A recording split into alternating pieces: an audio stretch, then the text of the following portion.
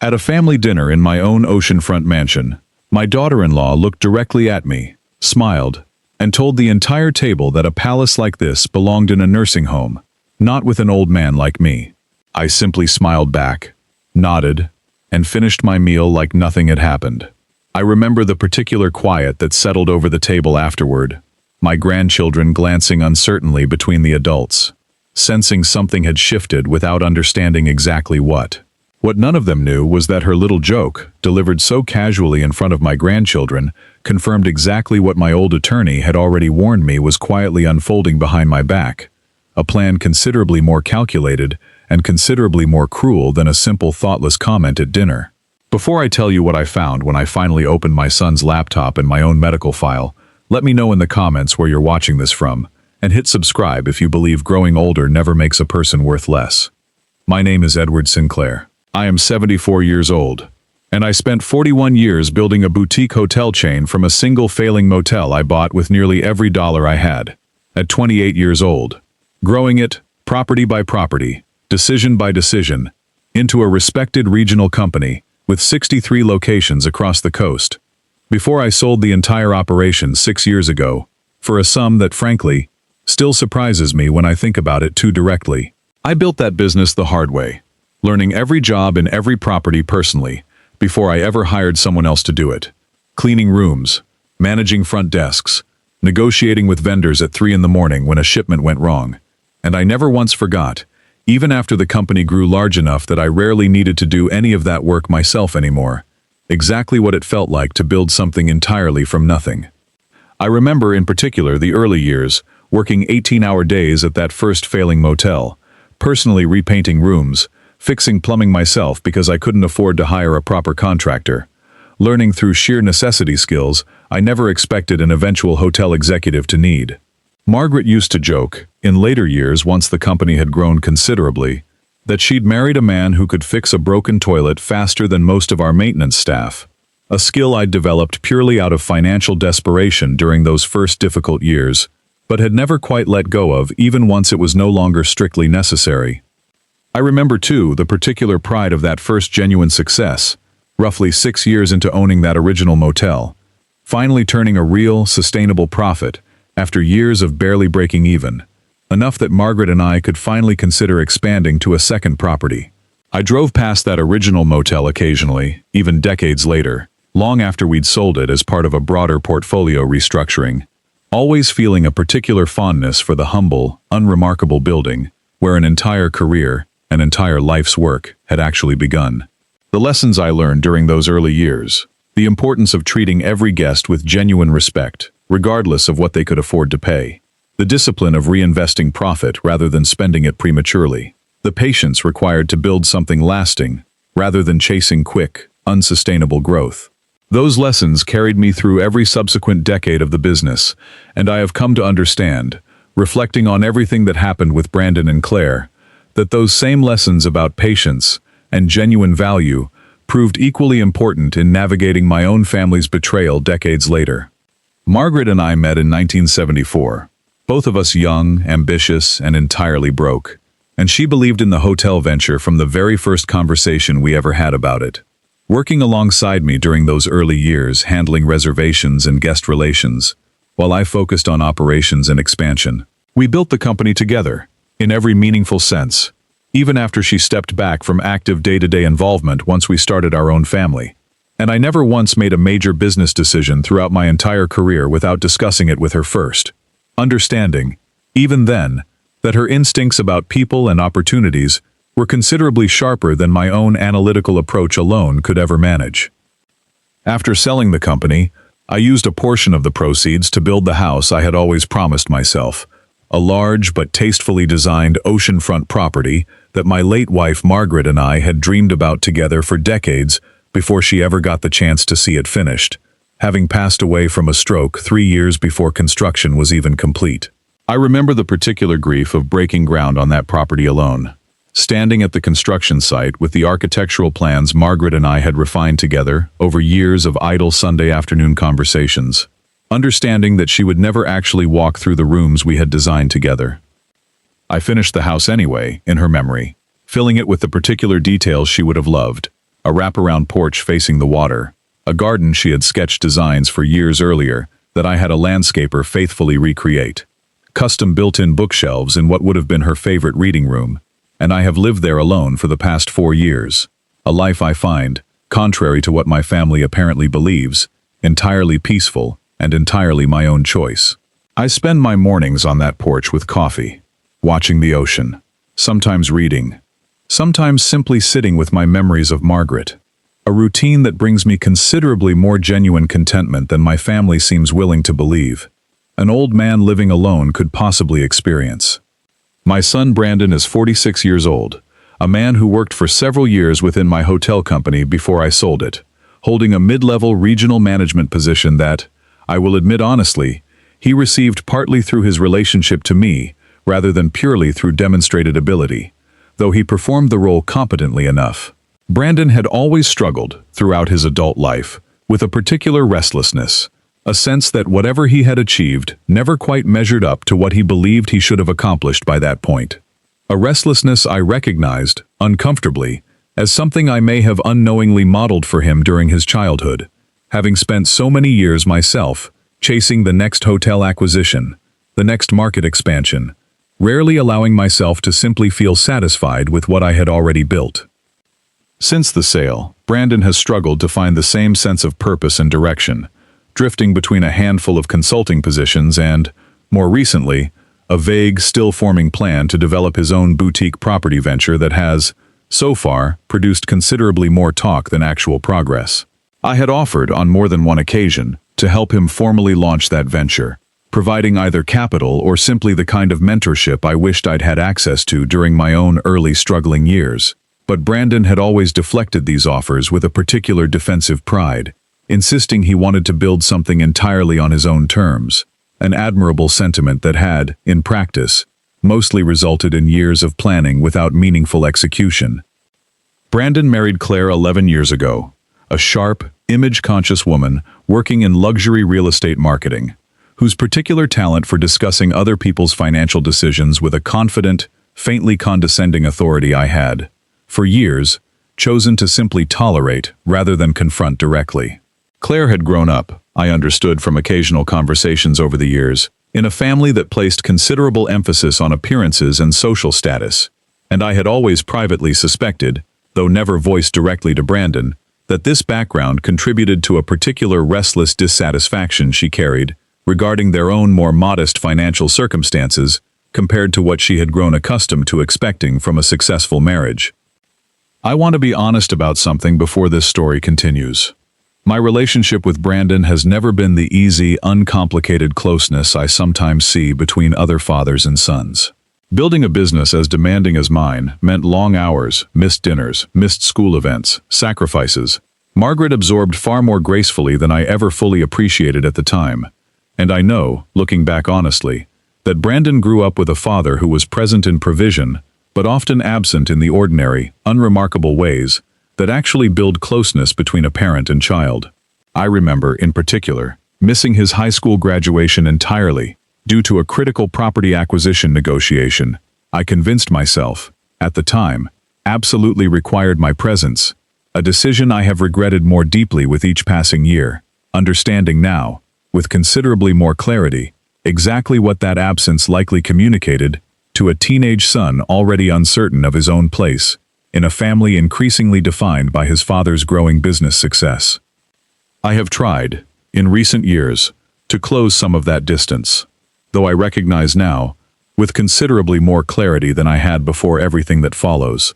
that my efforts were probably not enough, and that the gap between us had left Brandon vulnerable to influences I never fully anticipated. I had hoped, honestly, that Claire's presence in his life might provide some of the stability and confidence Brandon had always seemed to be searching for, though I understand now, looking back, that her particular ambitions may have instead amplified certain insecurities, rather than genuinely soothing them.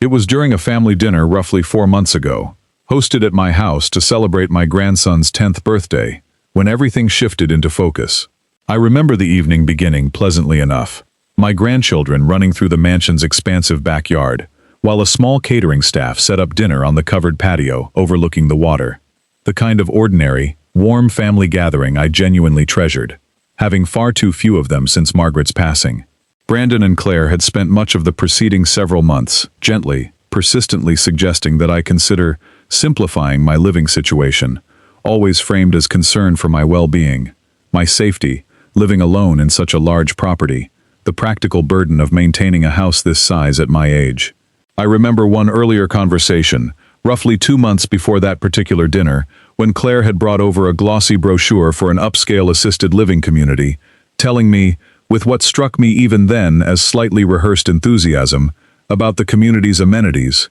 the peace of mind it would offer, how much easier everything would be once the mansion's maintenance burden was lifted from my shoulders entirely. I remember sitting across from her at my own kitchen table that afternoon, listening to her describe, in considerable detail, the community's dining options, its activity calendar, its proximity to quality medical care. Details that struck me, even in the moment, as considerably more thorough than someone would typically research, simply out of casual, general concern for an aging parent. "I really think you'd love it there, Edward," she'd told me that afternoon, sliding the brochure closer to me across the table. "And honestly, once you're settled somewhere with more support, it would give everyone so much peace of mind, especially with the mansion being such a large, honestly kind of impractical property for just one person to manage." I remember thanking her for her concern, telling her I appreciated her thinking of me, but that I felt entirely capable of managing my own affairs, and had no particular interest in leaving the home Margaret and I had built together. I watched a flicker of frustration cross her face at that response, quickly smoothed over into practiced patience, and she told me, gently, that she understood, but hoped I would at least keep the brochure and think about it further. I had, of course, kept the brochure, though not for the reasons Claire likely hoped. I mentioned it to Harold during our first meeting once the investigation began, and he confirmed, cross-referencing the community's name against public records, that the facility Claire had specifically recommended maintained a business relationship with several elder law attorneys in the region, including, as it turned out, the same small guardianship-focused legal practice Brandon had apparently already retained. Whether Claire had selected that particular community deliberately for that connection, or whether it was simply a troubling coincidence given how thoroughly she'd researched the option, remained unclear, though Harold noted that the timing certainly warranted serious suspicion either way. I had listened to these suggestions politely, deflecting them each time with some version of the same response, that I felt perfectly capable of managing my own home and my own life, thank you very much. That particular evening, partway through dinner, conversation turned once again toward the subject of the house, Claire mentioning, with what I initially assumed was simply casual observation, how much easier life would be for everyone if I moved somewhere more appropriate for a man my age. She had brought up a specific assisted living community again, describing its features with the same rehearsed enthusiasm I'd noticed before, and I gave her the same polite deflection I always did, and it was in response to that deflection that Claire, smiling brightly, delivered the comment that would eventually set everything else in motion. "Honestly, Edward," she said, loudly enough that the entire table, including both of my young grandchildren, could hear clearly, "a palace like this belongs in a nursing home brochure, not with you rattling around in it alone. It's a little sad, if we're being honest." She said it with a light, almost teasing tone, the kind delivery that allows a genuinely cruel comment to masquerade as harmless humor, and I watched several guests at the table, longtime family friends who had joined us that evening, exchange uncomfortable glances, clearly recognizing the comment's cruelty even if Claire herself seemed entirely oblivious, or perhaps entirely indifferent, to how it landed. I remember the particular silence that followed, my grandson looking uncertainly between his mother and me, clearly sensing something uncomfortable had just happened, without fully understanding what. I looked at Claire for a long moment, and I made a decision, in that exact instant, that would shape everything that followed. I smiled, nodded, and told her, calmly, that she might have a point, that I would think about it. I watched something flicker across her face, a brief, unmistakable flash of satisfaction, quickly masked, that told me considerably more than her actual words had. I have spent 41 years reading people across negotiating tables, understanding, better than almost anyone, Exactly what a person's face reveals when they believe they have gained ground in a conversation they thought they were carefully managing. Claire's satisfaction that evening was not the satisfaction of someone who had simply spoken a thoughtless, slightly cruel joke. It was the satisfaction of someone confirming a plan already in motion, watching a target respond exactly as anticipated. I finished my dinner calmly, continued conversation with our guests, as though nothing unusual had occurred, and drove myself to bed that night, turning the entire exchange over carefully in my mind, understanding, with a particular cold clarity, that something considerably more calculated than ordinary family tension had likely been unfolding beneath the surface of my son and daughter-in-law's recent behavior. The following morning, I called my longtime attorney, a sharp, careful man named Harold Whitfield, who had handled both my personal and business legal affairs for over 3 decades, and who I trusted more completely than almost anyone outside my immediate family. Harold had guided me through every major hotel acquisition throughout my career, and I remembered, calling him that morning, exactly how steady and unflappable he had remained through some of the most stressful negotiations of my professional life. A steadiness I badly needed in that particular moment.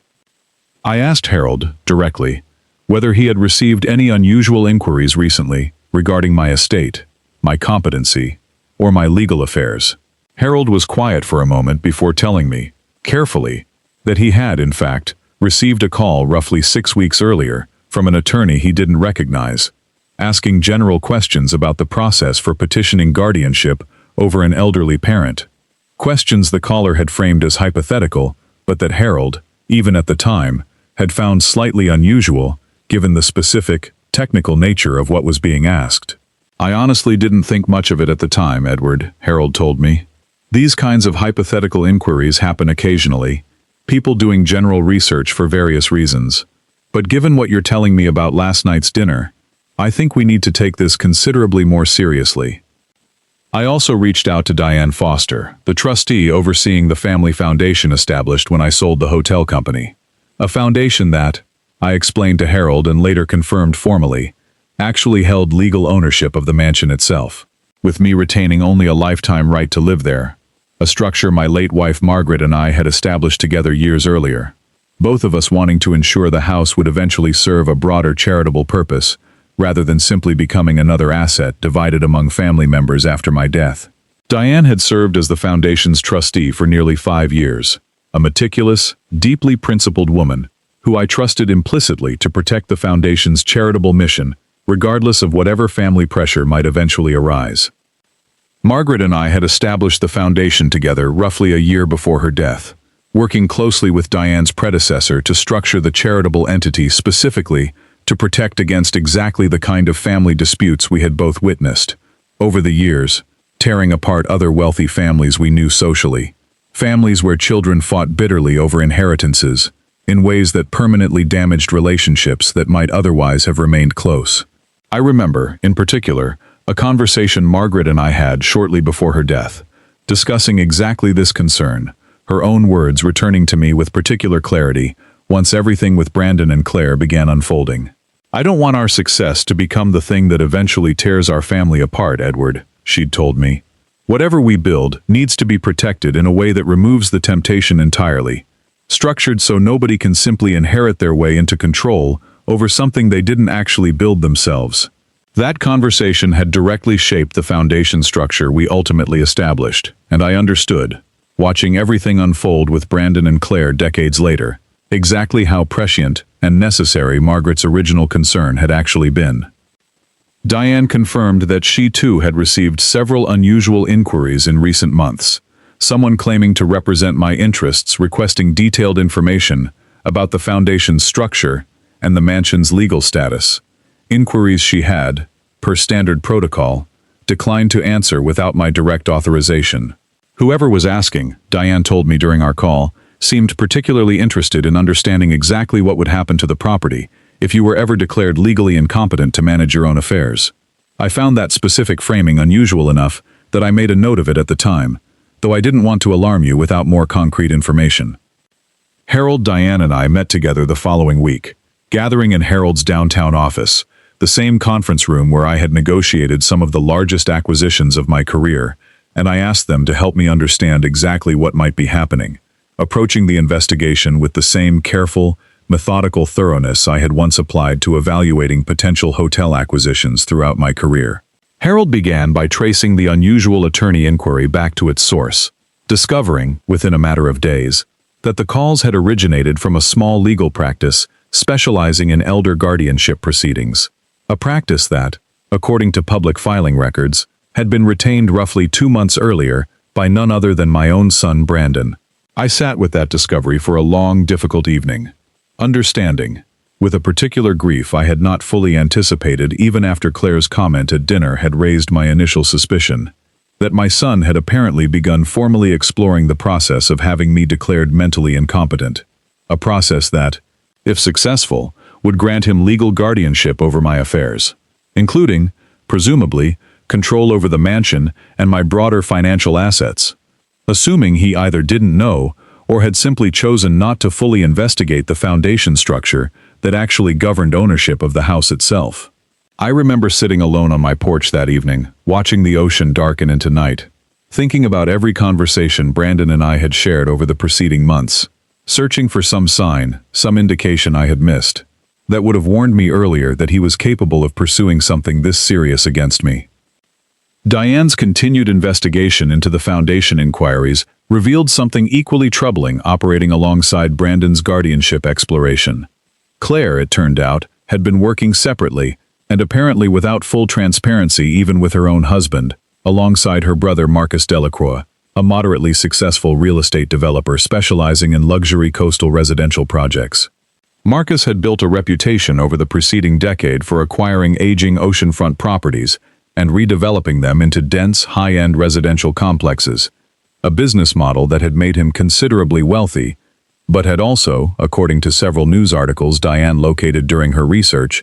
generated ongoing controversy in multiple coastal communities regarding the displacement of longtime residents and the environmental impact of his developments on sensitive shoreline areas. I remember Diane showing me one particular news article from roughly 3 years earlier, detailing a contentious community fight over one of Marcus's previous developments. Longtime residents describing tactics eerily similar to what he was apparently now attempting with my own property. Aggressive acquisition strategies that seemed to specifically target vulnerable or isolated property owners rather than pursuing straightforward, transparent purchase negotiations.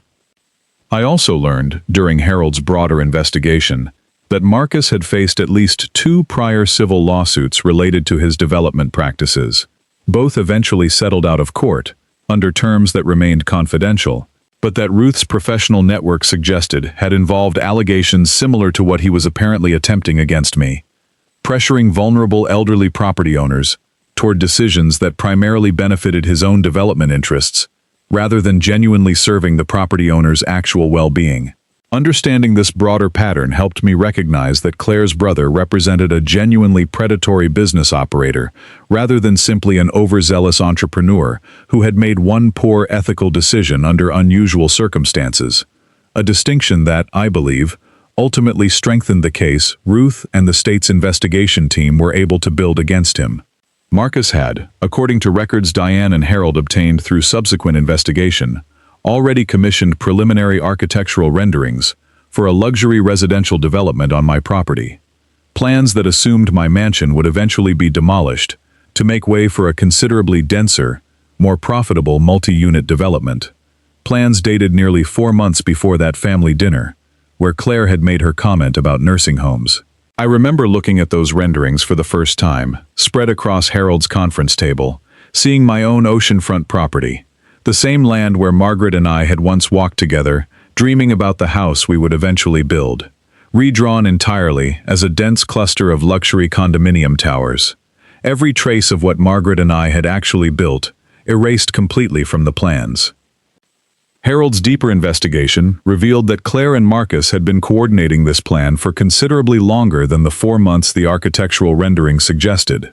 Recovered email correspondence between the siblings, obtained through a subpoena Harold's team eventually secured once the fraud investigation formally began, showing discussions dating back nearly a year. Claire, providing Marcus with detailed information about the mansion's specifications, my daily routines, and, most troublingly, ongoing updates about Brandon's growing frustration with his own stalled career and financial insecurity. Information Claire appeared to have been using to gradually convince her own husband that pursuing guardianship over me represented a reasonable, even loving, solution to their family's mounting financial pressures.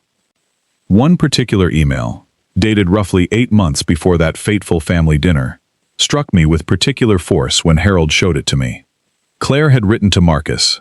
"Brandon's finally starting to come around to the idea. He still feels guilty about it, but I keep reminding him that Edward genuinely would be safer somewhere, with more support, and that we'd just be making a responsible decision on his behalf. Once we have guardianship established, moving forward with your development plans should be straightforward." Reading my own daughter-in-law's calculated, deliberate manipulation of my son's guilt and love for me, framed so casually as simply coming around to an idea, remains, even now, one of the more painful discoveries of this entire ordeal. I chose, deliberately, to say nothing to Brandon or Claire about what Harold and Diane had discovered, continuing to attend family gatherings and phone calls with the same warm, unremarkable civility I always had, allowing them to believe I remained entirely unaware, an old man simply drifting toward the acceptance they had apparently already assumed my nod at that dinner represented. Over the following weeks, working closely with Harold, I began systematically gathering every piece of documentation that would eventually matter, requesting formal records of the guardianship petition Brandon had apparently already begun preparing, working with Diane to secure comprehensive documentation of Marcus's development plans, and, most troubling of all, discovering, through careful legal channels Harold navigated on my behalf, that Brandon's guardianship petition included supporting medical documentation from a physician I had never once consulted, a Dr. Patricia Voss, whose signed evaluation claimed to document early signs of cognitive decline, based on an examination that, according to my actual medical records obtained through my genuine, long-time physician, had simply never taken place. I remember the particular disorientation of reading Dr. Voss's fabricated evaluation for the first time, a detailed, clinically worded document describing symptoms I had never experienced, memory lapses that had supposedly occurred during an examination I had never attended, conclusions about my cognitive capacity, built entirely on an appointment that existed only on paper. Harold explained that this kind of fabricated documentation, while relatively rare, was unfortunately not unheard of in guardianship cases, particularly when family members were determined enough, and desperate enough, to pursue the process without genuine medical justification. Harold's investigation into Dr. Voss revealed a troubling pattern, several similar guardianship cases across the region, where her name appeared as the evaluating physician, always attached to petitions where the elderly parent in question controlled substantial assets, always presenting remarkably similar boilerplate language, documenting supposed cognitive decline. Harold connected me with a retired medical fraud investigator, a careful, sharp-eyed woman named Ruth Emerson, who confirmed, within 2 weeks of reviewing Dr. Voss's broader case history, that the doctor appeared to be running a small, quietly lucrative practice, specifically fabricating cognitive evaluation documentation for family members pursuing exactly this kind of guardianship petition against elderly, financially substantial parents. Ruth walked me through her findings during a meeting at Harold's office, spreading a comparison chart across the table, showing nearly identical language across 4 separate cases Dr. Voss had apparently fabricated over the preceding 3 years. "This is essentially a business model for her," Ruth explained. "Family members pay a substantial fee. She produces a convincing but entirely fabricated evaluation. And unless someone specifically verifies whether the examination actually occurred, which most courts unfortunately don't have the resources to routinely investigate, the fraudulent document simply gets accepted as legitimate medical evidence." Ruth herself had spent nearly 18 years investigating exactly this kind of elder financial exploitation before retiring from state service, and I remember being struck, during our early meetings, by the particular weary patience she carried, the demeanor of someone who had witnessed considerable cruelty inflicted on vulnerable people over a long career, but had never once lost her genuine commitment to protecting them regardless. I asked Ruth how many families had likely fallen victim to Dr. Voss's arrangement, either as the elderly parent targeted, or, in cases like Brandon's, perhaps not even fully understanding they were participating in genuine medical fraud, rather than simply a legitimate, if aggressive, legal strategy. Ruth's preliminary estimate suggested at least 6 additional cases beyond mine, though she cautioned that the true number was likely considerably higher, given how difficult this particular kind of fraud typically was to detect without someone specifically investigating. Most families who successfully pursue this kind of fraudulent guardianship never face any consequences at all, she told me. The elderly parent either doesn't have the resources or the awareness to fight back, or by the time anyone realizes what happened, the assets have already been transferred and spent. You're actually in a fairly unusual position, Edward, having both the resources and the professional background to recognize and properly investigate what was happening to you. Claire had grown up, I understood from occasional conversations over the years, in a family that placed considerable emphasis on appearances and social status. Her own parents having built and subsequently lost a modestly successful business when Claire was in her early 20s. An experience that had apparently left her with a particular, persistent anxiety about financial security that manifested, throughout her marriage to Brandon, in a constant, restless pursuit of a lifestyle considerably more affluent than their own actual earnings could comfortably support. I had always privately suspected, though never voiced directly to Brandon, that this background contributed to a particular restless dissatisfaction she carried regarding their own more modest financial circumstances compared to what she had grown accustomed to expecting from a successful marriage. An insight that, looking back after everything that happened, I perhaps should have taken more seriously as an early warning sign rather than simply a minor personality quirk to be tolerated. I sat with the full scope of this discovery for several genuinely difficult days,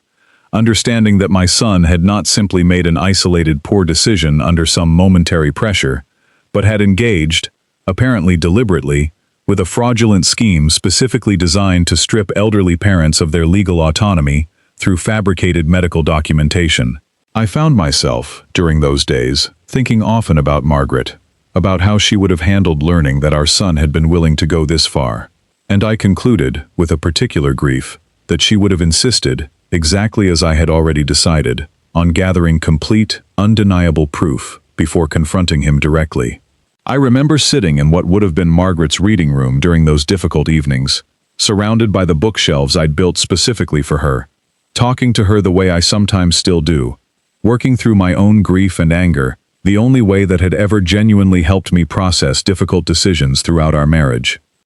Roughly 2 months into this careful investigation, I told Brandon and Claire that I had, in fact, given serious thought to their suggestions about my living situation, and that I wanted to host one final large gathering at the mansion, a proper celebration bringing together family, close friends, and several of the foundation's trustees and business associates, before I formally transitioned the property and moved into a smaller, more manageable residence. I watched genuine, unguarded excitement cross both their faces hearing this, and I understood, watching them, that they had already begun quietly planning, between themselves, exactly how they intended to divide the anticipated transition once it was finalized. I remember Claire, in particular, asking several pointed questions about the timeline, questions I answered vaguely, deliberately, watching her poorly concealed eagerness, with a particular clarity, that only strengthened my resolve to see the plan through, exactly as I had designed it. I spent the following 6 weeks working closely with Harold, Diane, and Ruth, planning the gathering with the same careful, methodical precision I had once applied to complex hotel acquisitions throughout my career. Harold prepared comprehensive legal documentation exposing the fraudulent guardianship petition and Dr. Voss's fabricated medical evaluation, working carefully to ensure every piece of evidence would hold up not just emotionally, but legally. Anticipating that Brandon's attorney might attempt to challenge the evidence's admissibility once formal proceedings began. Diane prepared formal documentation of Marcus's development plans, along with clear legal confirmation of the foundation's actual ownership structure governing the property, coordinating with the foundation's board to formalize the updated documentation confirming the mansion's eventual transition into a children's hospital and elder care facility. And I personally reviewed, with a particular grief I never fully allowed myself to express during the process itself, months of recovered text messages and emails between Brandon, Claire, and Marcus, documenting, in their own words, exactly how deliberately and coldly they had planned to strip away everything I had spent a lifetime building. I remember spending several late evenings alone in my study, reading through message after message, watching my son's own words gradually shift from initial hesitation to eventual, resigned participation in a plan I understood. Reading it in full had genuinely never been his idea to begin with, though that understanding, painful as it was, never once erased the fact that he had ultimately chosen to participate regardless. One particularly early exchange, dated nearly a year before that fateful family dinner, showed Brandon expressing genuine discomfort with Claire's initial suggestion. "I don't feel right about this, Claire," he had written. "Dad's not incompetent. This feels like we'd be lying to a court about something serious, just because we want easier access to the house." Claire's response, patient and persistent, had gradually worn down that initial resistance over the following months, message after message reframing the guardianship petition as simply a responsible, loving precaution, rather than the deceptive legal maneuver it actually represented. By roughly 6 months before the dinner, Brandon's own messages had shifted considerably, his language increasingly matching Claire's framing, describing the guardianship process using the same softened, reassuring terms she had introduced months earlier. I recognized, reading that gradual shift, documented across dozens of messages, a particular pattern I had actually witnessed many times throughout my own business career, watching how patient, persistent reframing could eventually convince even fundamentally decent people to participate in something they would have immediately rejected if presented plainly and directly from the very beginning. Understanding that pattern didn't excuse Brandon's choices, but it did help me understand, with somewhat more clarity, exactly how he had arrived at a decision that seemed, on its surface, so entirely inconsistent with the son I believed I had raised. I also found, during that same review, a handful of messages where Brandon appeared to express genuine, unresolved guilt about the plan, even as he continued participating in it. "I keep thinking about what Mom would say if she knew we were doing this," he had written to Claire, roughly 2 months before the dinner. "I know you think I'm overthinking it, but this still doesn't sit right with me." Claire's response to that particular message, dismissive and reassuring in equal measure, had apparently been enough to quiet whatever remaining hesitation Brandon carried. Though reading his own words expressing genuine discomfort gave me, even in the midst of everything else, a small measure of hope that the son I remembered still existed somewhere beneath the poor decisions he had ultimately made. I also spent considerable time during those 6 weeks working with a small event planning team to organize the gathering itself, coordinating catering, seating arrangements for nearly 60 guests, and, working closely with Ruth, discreetly arranging for representatives from the state's Financial Fraud and Elder Abuse Investigation Unit to be present at the gathering, informed in advance about the full scope of evidence Harold and Ruth had assembled regarding both the fraudulent guardianship petition and Marcus's coordinated development scheme. On the evening of the gathering, nearly 60 guests filled the mansion's great room overlooking the ocean, family, longtime friends, several former business associates from my hotel career, and, at my specific invitation, representatives from the state's Financial Fraud and Elder Abuse Investigation Unit, present under the guise of foundation trustees, but positioned, discreetly, near the room's single main exit. The evening light coming through the great room's floor-to-ceiling windows caught the ocean in exactly the way Margaret and I had always envisioned when we first designed the space together, and I remember feeling, standing there watching guests arrive, a particular bittersweet clarity about exactly how much this house had come to represent, both the life Margaret and I had built together and the life I had continued building alone in her absence. Brandon and Claire arrived in genuinely celebratory spirits, greeting guests warmly, clearly believing this gathering represented the beginning of exactly the transition they had spent months quietly working to engineer. I watched Claire, in particular, moving through the room with a confident ease, accepting congratulations from friends who had apparently already been told, by Brandon or Claire themselves, that I was finally, sensibly, transitioning to a more appropriate living situation. Congratulations that struck me, watching them accumulate throughout the early part of the evening, as a particular cruel irony given exactly what those same guests were about to witness, only a short while later. I stood before the assembled guests once dinner concluded, and thanked everyone warmly for joining me, watching Brandon and Claire exchange a small, satisfied glance, clearly anticipating some announcement about my transition to smaller living arrangements. I spoke briefly about Margaret, about the house we had built together, about how much this particular gathering, surrounded by so many people who had shaped my life across 4 decades, meant to me personally. I watched several guests wipe away genuine tears during that portion of my remarks, and I felt, delivering those words, the full weight of everything this evening actually represented, considerably more than the simple transition announcement most of the room believed they were about to hear. I then invited Harold forward, and he began, calmly and methodically, explaining the foundation's actual legal structure to the assembled guests, confirming that the mansion had never actually been mine to sell, transfer, or hand over to any family member, having belonged, since its construction, to the family foundation Margaret and I had established together, with my own rights limited to lifetime residency, a structure specifically designed, Harold explained, to ensure the property would eventually serve a broader charitable purpose after my death. I watched confusion ripple across the room. Several guests who had known me for decades clearly surprised to learn this detail about a property they had always assumed was simply mine, outright. I watched Brandon's confident expression shift into confusion, as Harold continued, explaining that I had, in fact, signed updated foundation documentation just months earlier,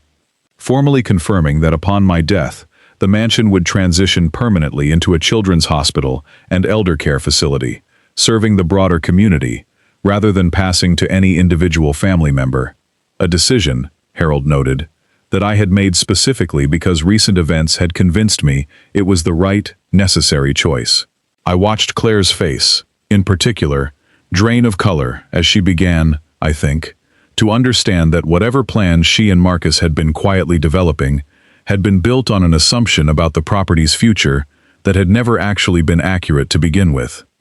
And then, before Brandon or Claire could fully process that revelation, I nodded toward the large screen positioned at the front of the room, and Ruth Emerson stepped forward, presenting, methodically and without embellishment, the full documentation Harold's investigation had assembled. The fraudulent guardianship petition, Dr. Voss's fabricated medical evaluation claiming an examination that had never occurred, and a series of recovered text messages between Brandon, Claire, and Marcus, discussing, in explicit, damning detail, their plans for the property once guardianship had been secured. Ruth's voice remained steady and clear throughout the presentation, the same professional, methodical tone I imagined she had used throughout her career, exposing exactly this kind of fraud, walking the room through each piece of evidence with a precision that left absolutely no room for interpretation or doubt. The room fell into a stunned, complete silence as guests absorbed what they were seeing, several of my former business associates exchanging shocked glances, my own grandchildren, thankfully too young to fully understand what was unfolding, sitting quietly near their mother, sensing only that something serious was happening among the adults around them. I remember one particular longtime friend, a man named Walter Higgins, who had known Brandon since he was a young boy, standing up briefly, his face carrying an expression of genuine, personal disappointment that struck me, watching it, as somehow more painful than my own anger had been throughout the preceding weeks of investigation. Walter had coached Brandon's youth baseball team decades earlier, had watched him grow from a shy, uncertain boy into the man standing frozen in my great room that evening, and I remember him approaching me privately after the gathering had concluded, telling me, quietly, that he simply couldn't reconcile the boy he remembered with the calculated scheme he'd just witnessed being exposed. "I don't know what to say to him, Edward," Walter told me. "I've known that kid his whole life. I never would have believed he was capable of something like this." I told Walter I understood exactly that sentiment, having spent considerably more time than he had trying to reconcile the same contradiction myself. I also remember, in the days following the gathering, receiving calls and messages from numerous longtime friends and former business associates, most expressing genuine shock and sympathy. A handful, I will admit, seeming almost eager to discuss the scandal with a particular gossiping enthusiasm I found somewhat distasteful, given how genuinely painful the entire situation actually was for our family. I found myself, navigating those weeks, grateful for the small circle of truly close friends who understood instinctively when to simply offer quiet support, rather than demanding details or offering unsolicited opinions about how I should feel or what I should do next regarding my relationship with Brandon. And precisely as the final piece of evidence had been presented, Officers from the state's Financial Fraud and Elder Abuse Unit moved forward, informing the room that Dr. Patricia Voss and Marcus Delacroix were being formally taken into custody in connection with an ongoing investigation into fraudulent guardianship documentation and predatory elder financial exploitation. A broader case, Ruth confirmed quietly, that my own situation had ultimately helped crack open considerably wider than my own family's involvement alone. Marcus, who had attended the gathering believing himself simply a supportive extended family member, was escorted from the room with a stunned, disbelieving expression, protesting weakly that there had been some misunderstanding, even as officers explained the specific charges he was facing. Brandon stood frozen throughout the entire presentation, his face draining of all color, and when the room's attention finally turned toward him directly, he said nothing at first, simply staring at the documentation still displayed on the screen behind me, evidence of his own carefully planned betrayal, presented, methodically, in front of nearly everyone who mattered in his professional and personal life. Claire's composure, considerably less resilient than her husband's stunned silence, cracked entirely, and she left the room abruptly, several guests watching her go with expressions I recognized, having spent decades reading people across negotiating tables. As the particular mixture of shock and quiet vindication, people feel witnessing exactly the kind of consequence they had privately suspected someone deserved. "Dad," Brandon finally said, his voice barely audible. "I don't know what to say. I know that doesn't fix anything, but I genuinely don't know what to say right now." I told him, in that moment, standing in front of nearly 60 witnesses to everything he had attempted, that I understood he was capable of genuine remorse. But that remorse, offered only after being caught, carried considerably less weight than the honesty he could have chosen at any point over the preceding months instead. I told him that I loved him, that I would always love him, but that whatever relationship we managed to rebuild going forward would require considerably more than an apology delivered in the immediate shock of exposure. I remember, in the days immediately following that gathering, sitting with my grandchildren separately, trying to gauge how much they had actually understood about what had happened, careful not to burden them with details inappropriate for their age, but wanting to ensure they felt secure and loved, regardless of the obvious tension that had suddenly entered their family's life. My granddaughter, considerably more perceptive than I'd expected for a 10-year-old, asked me directly whether her parents were in trouble, and I told her, as honestly as I could manage, that her father had made some serious mistakes, but that mistakes didn't erase how much he loved her, and that our family would work through this difficult period together, however long it took. I also spent considerable time during those first difficult weeks simply processing my own complicated grief, understanding that even justified, necessary accountability doesn't erase the particular pain of discovering your own child capable of something this calculated. I found myself returning, more than once, to Margaret's reading room, talking through my feelings the way I always had, understanding that whatever peace I eventually found with everything that happened would take considerably longer to arrive than the single dramatic evening of revelation itself had required to unfold. In the months that followed, the state's investigation into Dr. Voss's fraudulent guardianship documentation practice expanded considerably beyond my own family's involvement, eventually implicating 3 additional families across the region who had unknowingly, or in some cases knowingly, participated in similar schemes targeting elderly parents. I attended several of the subsequent hearings personally, watching Ruth and the state's prosecution team present a case that grew considerably larger than my own situation alone, ultimately protecting, I understood, several other elderly individuals across the region who might otherwise have fallen victim to exactly the same fraudulent process Brandon had nearly succeeded in using against me. Dr. Voss ultimately lost her medical license entirely and faced criminal charges for medical fraud and falsification of official documents, accepting a plea agreement that included several years of prison time, given the scope and duration of her fraudulent practice. Marcus faced separate charges related to conspiracy to commit fraud, given his knowing participation in a scheme built around fabricated legal incapacitation, his own real estate development business suffering considerable, likely permanent reputational damage once the story became public. Throughout the coastal development community he had spent over a decade building relationships within. Brandon, whose direct legal exposure proved somewhat more limited given that the guardianship petition had never actually been formally filed with the court before I intervened, avoided formal criminal charges, but faced considerable, lasting professional and personal consequences, as the story, inevitably, became known throughout our broader social and business community. I remember running into several old family friends in the months following the gathering, watching their careful, sympathetic expressions as they navigated conversations about what had happened, understanding that Brandon's reputation within our community had been permanently altered by a decision he could never fully take back, regardless of whatever genuine remorse he came to feel afterward. Brandon and Claire's marriage did not survive the aftermath, Claire filing for divorce roughly 5 months later, citing, among other things, the discovery of her own brother's deeper involvement in the scheme than Brandon had apparently ever fully disclosed to her. A particular irony, given how thoroughly both of them had been willing to deceive me. I remember Brandon calling me the week Claire filed, his voice carrying a raw, exhausted grief that felt, in some ways, like the first genuinely honest conversation we'd shared in years. I keep thinking about how differently things could have gone if I'd just talked to you directly, instead of letting Claire convince me there was some easier path, he told me. I don't know how to fix any of this, Dad, but I wanted you to know I understand now, finally, exactly how badly I messed up.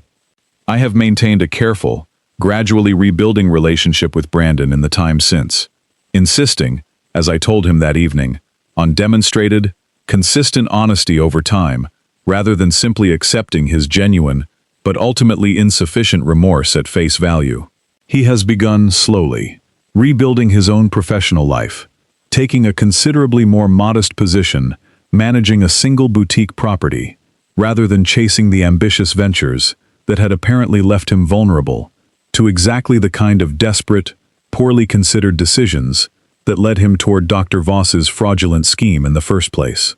I visited him at that new property roughly 6 months into his employment there, watching him personally handle a difficult guest complaint with a patient, hands-on competence that reminded me, watching him, of my own early years building the hotel chain from nothing, a competence I don't think he'd ever fully allowed himself to develop while working within the comfortable, somewhat protected position he'd held at my own company years earlier. I remember standing quietly near the property's front desk, unnoticed at first, watching my son navigate a genuinely difficult situation, an upset guest, whose reservation had been mishandled by a junior staff member, with a calm, solution-focused professionalism that struck me as considerably more mature and grounded than the anxious, achievement-focused version of Brandon I had grown accustomed to over the preceding years. He noticed me eventually, and I watched a brief flicker of uncertainty cross his face, still unsure, I think, exactly how to interpret my presence there or what it might mean about where our relationship currently stood. I told him, once the guest situation had been resolved, that I was proud of how he'd handled it, and I watched something genuine, unguarded relief pass across his features, the particular relief of a son who had spent months uncertain whether his father's love still existed underneath the very real accountability I had insisted upon. We had lunch together that afternoon, our conversation careful but genuine, neither of us pretending the preceding months hadn't happened, but both of us, I think, genuinely trying to find a way forward that honored both the necessary accountability and the real complicated love that still existed between us despite everything. I have maintained close, careful relationships with my grandchildren throughout this entire difficult period, working with a family counselor to ensure they understand, in age-appropriate terms, that their parents made serious mistakes without ever placing that particular burden of understanding too heavily on children who deserve, above all else, stability and continued love from every adult in their lives, regardless of what happened between the adults themselves. The counselor, a warm, experienced child psychologist named Dr. Rebecca Sung, met with both grandchildren individually over several months, and I attended several joint sessions myself, learning, through her careful guidance, how to discuss difficult family matters honestly, with children, without inadvertently placing them in the position of choosing sides between the adults they loved.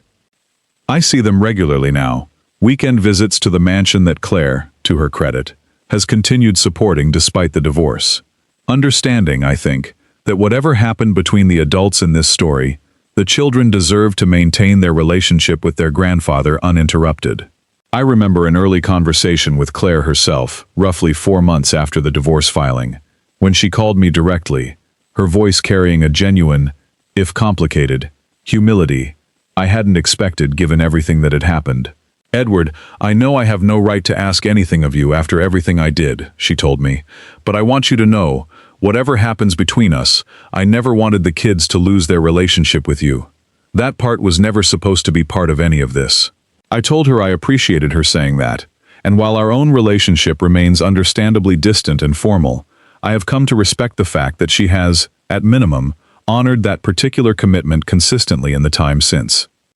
The mansion remains exactly as Margaret and I originally intended, formally transitioning, upon my eventual death, into the children's hospital and elder care facility we had always envisioned it might one day become, though I find myself, in the years I have remaining, spending considerably more time at the property, working directly with the foundation, to begin some of that charitable work even now, hosting regular gatherings for local elderly community members who lack family support of their own, and beginning preliminary planning work with regional pediatric health organizations for exactly the kind of children's hospital wing Margaret had always dreamed the property might eventually support. I remember, during one recent foundation gathering, watching a group of elderly community members enjoying an afternoon on the same wraparound porch Margaret and I had designed together decades earlier, feeling, watching them, a particular satisfaction that this house had finally begun serving exactly the purpose we had always envisioned for it, considerably sooner than either of us had originally anticipated. I have organized these gatherings monthly now, partnering with a local senior services organization to identify elderly community members who lack meaningful family support or social connection, hosting them for an afternoon of conversation, a proper meal, and simply the kind of dignified, respectful attention that every person, regardless of age, genuinely deserves. I remember, in particular, one recent gathering where an elderly gentleman named Frank Delgado, a widower who had lost his own wife nearly 2 years earlier and had, he told me candidly, felt increasingly isolated and forgotten by his own adult children in the time since, spent nearly an hour simply talking with me on that same porch, sharing stories about his own career as a shipbuilder decades earlier, stories I could tell he rarely had the opportunity to share with anyone genuinely interested in listening. I found myself, listening to Frank, thinking about how easily any of us, regardless of what we've built or accomplished throughout our lives, can find ourselves treated as though our value diminishes simply because our bodies have aged. And I felt, hosting that gathering, a particular renewed commitment to ensuring the Foundation's work continued, genuinely honoring the dignity of everyone it eventually served, both the elderly community members benefiting now and, eventually, the children who would one day receive care within the same walls. I have also begun, working with Diane and the Foundation's board, preliminary planning conversations with 2 regional pediatric health organizations regarding the eventual children's hospital wing, understanding that this particular aspect of Margaret's and my original vision would likely not be fully realized until after my own death, but wanting to ensure, while I still had the capacity to do so, that the groundwork was properly established for exactly the kind of thoughtful, well-resourced facility Margaret had always envisioned this property might one day become. I think often, walking the same wraparound porch Margaret and I designed together decades ago, about the particular danger of assuming that growing older automatically means growing less capable, less aware, less deserving of the same respect and autonomy every person deserves throughout their entire life. My son and daughter-in-law made the same mistake so many people make regarding their aging parents, assuming that age itself represented vulnerability, rather than simply a different chapter of the same complete, capable person who had spent 41 years building something significant, entirely through his own careful, patient determination.